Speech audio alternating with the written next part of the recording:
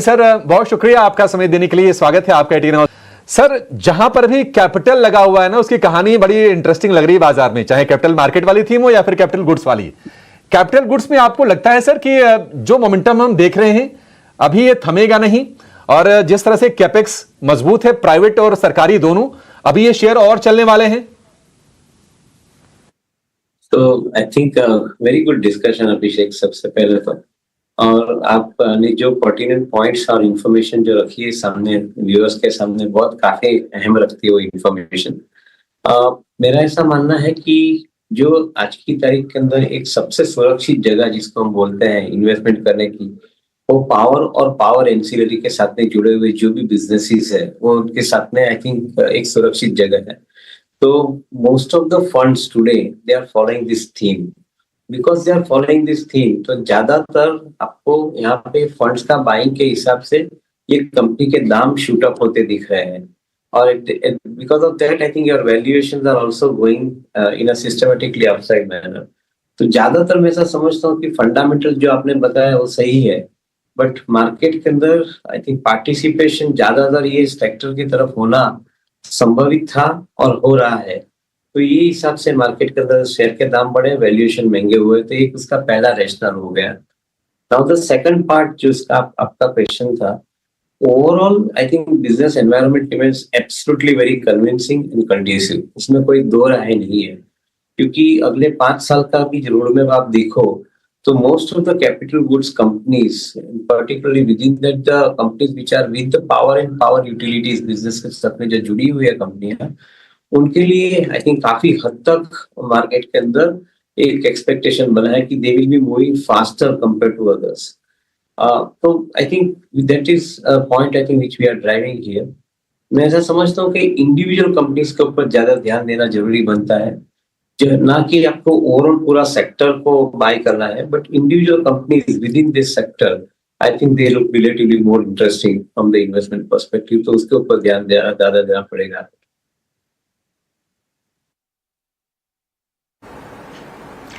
Absolutely. Devendra sir, good afternoon. Mansi this side. और दो चीज क्विकली आपसे मैं समझना चाहूंगी। Make in India, import substitution जैसे कई सारे कदम उठाकर सरकार ने सेक्टर की बेहतरी के लिए बहुत कुछ किया है सर।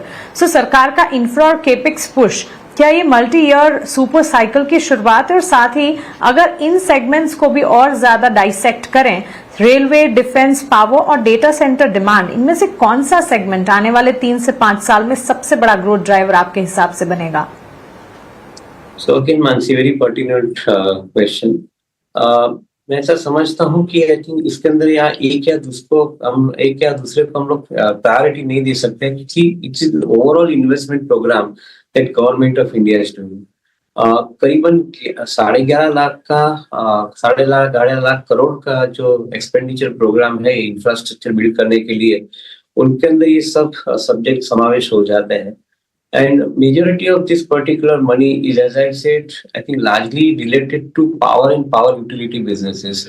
क्योंकि आपने मेंशन किया डेटा सेंटर का, अगर डेटा सेंटर को संभवित भी होना है अगले 5 साल के अंदर, वर्ल्ड की कैपेसिटी डेटा सेंटर की करीबन 45-50 गीगावाट से बढ़ के 250 गीगावाट से 260 गीगावाट के बीच में होने जा रही है। तो अगर 5 times capacity expansion is taking place in data centre, तो उसके साथ में कंपनीज लाइक लार्सन का कारोबार जुड़ेगा, उसके साथ में कंपनीज लाइक थर्मेक्स का कारोबार जुड़ेगा, उसके साथ में कंपनीज लाइक पॉलीकैप केबल्स का कारोबार जुड़ेगा। तो अलग अलग कंपनियों को उसके साथ में आपको जुड़ना पड़ेगा, and each of this companies will have a larger amount of business to execute going forward.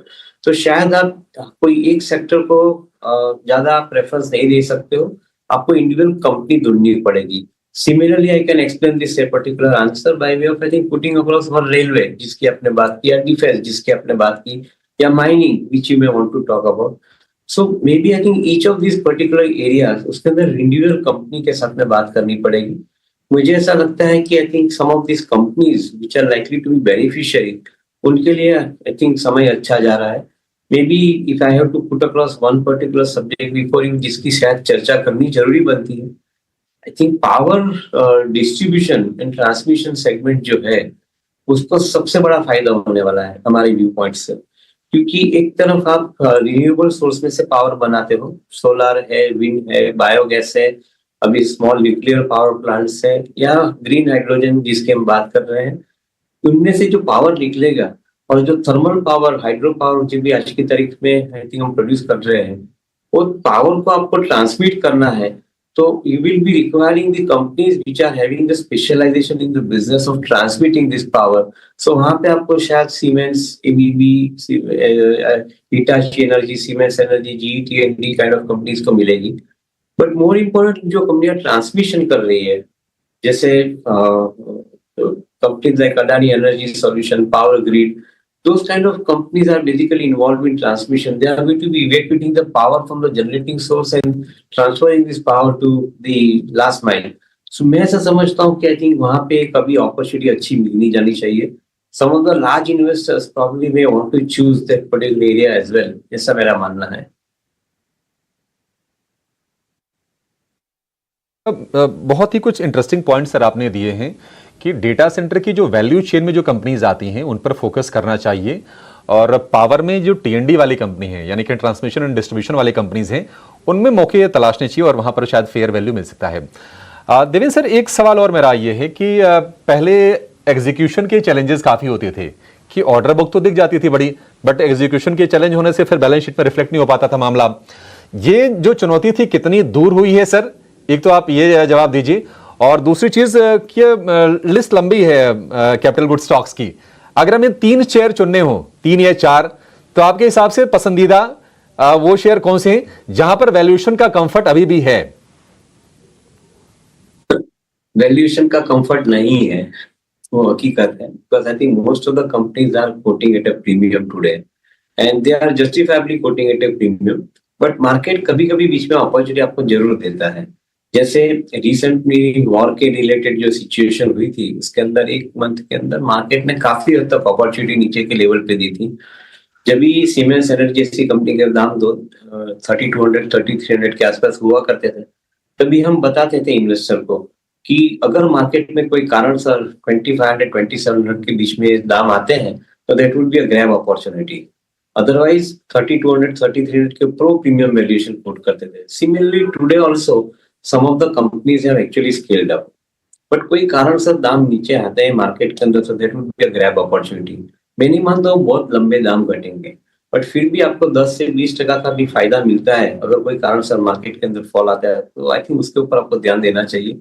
I think this market is a market of buying on dips, तो डिप के ऊपर आपको बाय करोगे तो शायद आई थिंक आपको better reward मिलेगा, ऐसा मेरा मानना है। देवेंद्र भाई, एलएनटी में हमने देखा कि काफी ज्यादा गिरावट आई, और वजह यह है कि उनके 37% उनके रेवेन्यूज मिडिल ईस्ट से आ रही है, और कंपनी ने हालांकि सफाई भी दिया कि हमारी जो रेवेन्यू स्ट्रीम का 5 से 7% ही इम्पैक्टेड है। आपको लगता है कि अभी भी गुंजाइश है, जो लोग इस रीसेंट रैली को चूक गए 3300 साढ़े 3300 से लेकर 4100 4200 तक की, क्या अभी भी गुंजाइश है उनके लिए पैसे बनाने के? मैंने जैसे अभी बताया कि बाय ऑन डिप स्ट्रेटेजी रखनी चाहिए। अगर आपने 41 4200 के अंदर आज बाई किया है एलएनटी फॉर एग्जांपल, तो अगर आपको कोई कारण से मार्केट नीचे आते मिलता है तो एसआईपी के माध्यम से आप एक्यूमुलेट करिए, बिकॉज एक चीज पक्की है कि fundamentals of the companies they don't die because of one particular event. I think today एक चीज दूसरी भी है कि पूरे यूएई रीजन के अंदर जो हिसाब से वॉर के कारण जो एक लास्ट महीने में नुकसान हुआ है, वो नुकसान के साथ में अगर आपको रिकंस्ट्रक्शन करनी पड़ी इकोनॉमी के अंदर हर कंट्रीज के अंदर, तो रिकंस्ट्रक्शन करने के लिए आपको ऑल्टरनेटिव ज्यादा नहीं मिलेंगे। साउथ कोरिया में से शायद आपको हुंडई मिल जाएगा, सैमसंग मिल जाएगा, और यहाँ पे इंडिया में से आपको शायद एलएनटी जैसी कंपनी मिल जाएगी या शापोर जी पालन जैसी कंपनी मिल जाएगी। सो एक बात की है कि आपको मार्केट के अंदर बाय ऑन डिप्स का अप्रोच रखना पड़ेगा when you are buying expensive shares. That is very easy way of I think handling the entire portfolio for any individual investor also। तो दूसरी तरफ एलएनटी जैसी कंपनी के अंदर सबसे बड़ा जो एक चैलेंज रहता है वो एग्जीक्यूशन का चैलेंज रहता है। 7.25 लाख करोड़ की ऑर्डर बुक है, बट फिर भी उसको एग्जीक्यूट करने में 4 से 5 साल लगते हैं, और 4 से 5 साल के अंदर हर साल के अंदर 4 क्वार्टर आता है। तो 5 साल के अंदर हम 20 क्वार्टर की बात करते हैं। इन्वेस्टर के पास इतना पेशेंस नहीं रहता है। Investor quarter to quarter company को देखता है और उसके अंदर ट्रेडिंग कर लेता है। मैं ऐसा समझता हूँ कि आपको quarter to quarter this kind of company you should not be seeing it. These companies are required to be seen from the perspective of next 3 to 5 years to 10 years. और हर फॉल के अंदर बाय की strategy आप रखोगे तो शायद I think you will be making more money out of this kind of companies. बिल्कुल सही बात सर। ये सारी की सारी जो कंपनी है ये हमारे देश की ग्रोथ स्टोरी से जुड़ी हैं, और जब ग्रोथ स्टोरी में आप पार्टिसिपेट करना चाहते हैं तो आपको ना ट्रेडर नहीं निवेशक बनना पड़ेगा, ये बात तो तय है। तो थोड़ा पेशेंस भी दिखाना पड़ेगा निवेशकों को कि ट्रेडिंग मेंटेलिटी से बाइंग ना करें, और अगर कंपनीज खरीद रहे हैं, कोई शेयर खरीद रहे हैं तो उसको होल्ड करके रखें। लॉन्ग टर्म में तो ट्रैक रिकॉर्ड सारी कंपनीज का इनका अच्छा है। जहां पर भी लोगों ने पैसे लगाए होंगे 5 साल 10 साल 7 साल पहले, पैसे तो बनाए ही बनाए होंगे। देवेन भाई बहुत शुक्रिया आपका समय देने के लिए, बहुत ही महत्वपूर्ण मुद्दे पर आज आपने समय निकाला, हमारी रिक्वेस्ट को स्वीकार किया sir. Thank you so much for joining us today.